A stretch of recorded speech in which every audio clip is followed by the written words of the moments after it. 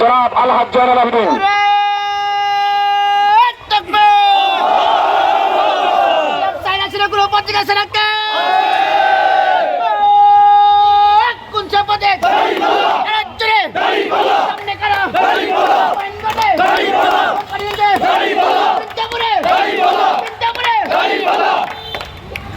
আসসালামু আলাইকুম ওয়া রাহমাতুল্লাহি ওয়া বারাকাতুহু।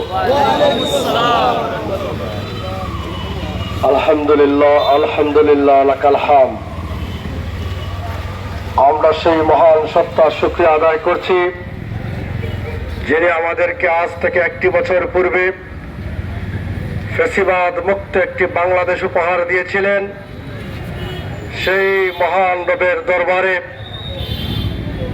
আমরা লাখ ও কোটি শুকরিয়া আদায় করছি, দুরূদ ও সালাম পেশ করছি বিশ্ব মানবতার মুক্তির মহান দূত সাইয়্যিদুনা মুহাম্মদুর রাসূলুল্লাহ সাল্লাল্লাহু আলাইহি সাল্লামের প্রতি।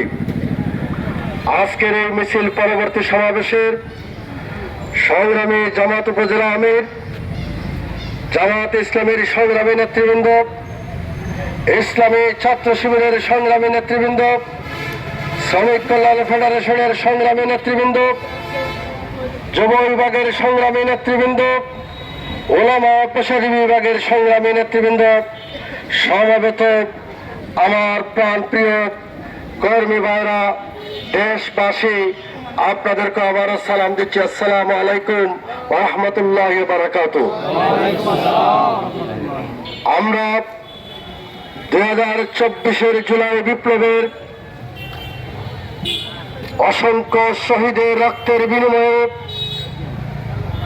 লাল সবুজের পতাকা মালিয়ে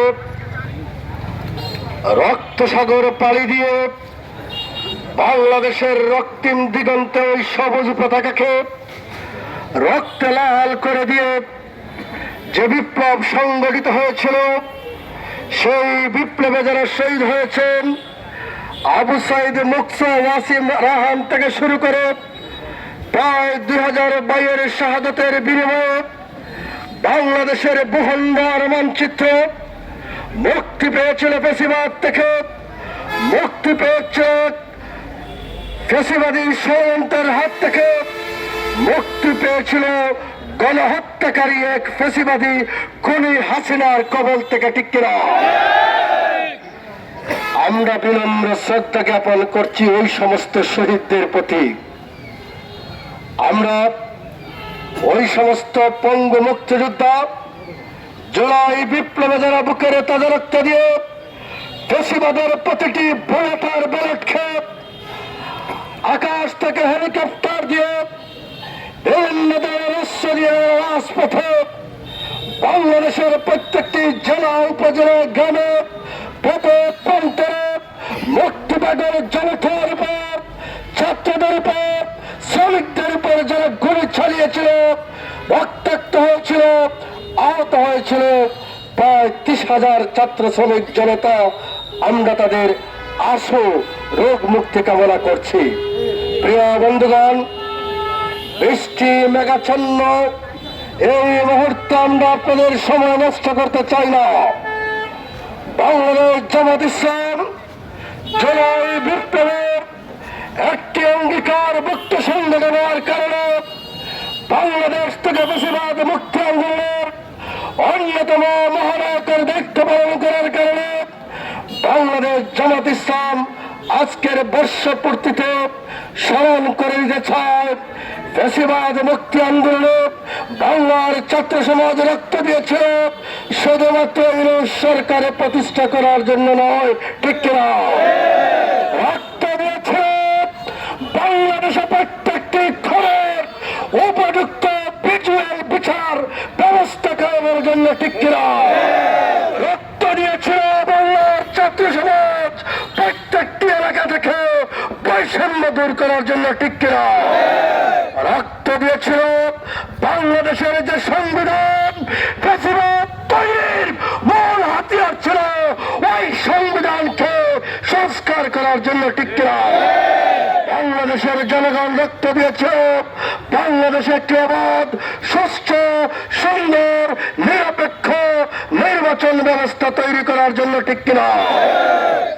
আমরা দেখতে পাই ক্ষমতার পট পরিবর্তনে যারা উপদেষ্টা হয়েছেন তাদের কাছে জনগণের যে আকাঙ্ক্ষা ছিল আজ কোটা উঠেছে। জনগণের আকাঙ্ক্ষা পূরণ করতে বর্তমান উপদেষ্টা সরকার শক্ত হাতে খুনিয়ার চাঁদাবাজদের মোকাবিলা করতে বারবার ব্যর্থ হচ্ছে, ঠিক কিনা? পরিষ্কার ভাষায় বলছে বৈষম্য মুক্ত বাংলাদেশে কোন চাঁদাবাদের ঠাঁই হবে না। বৈষম্য মুক্ত বাংলাদেশে কোন হায়নার দূষরদের ঠাঁই দেওয়া হবে না। বৈষম্য মুক্ত বাংলাদেশে কোন অপশক্তি ফিরে আসার পরিকল্পনা করলে বাংলার মুক্তি পাগল জনতা রাজপথদেরকে মোকাবিলা করে টেকিয়ে দিবে। বন্ধুগণ, বাংলাদেশ জামাতে ইসলামের মহতরম জামাত, বাংলাদেশের 18 কোটি মানুষের প্রিয় নেতা, আমাদের অভিভাবক চিকিৎসাধীন অবস্থায় উনি হাসপাতালে আছেন।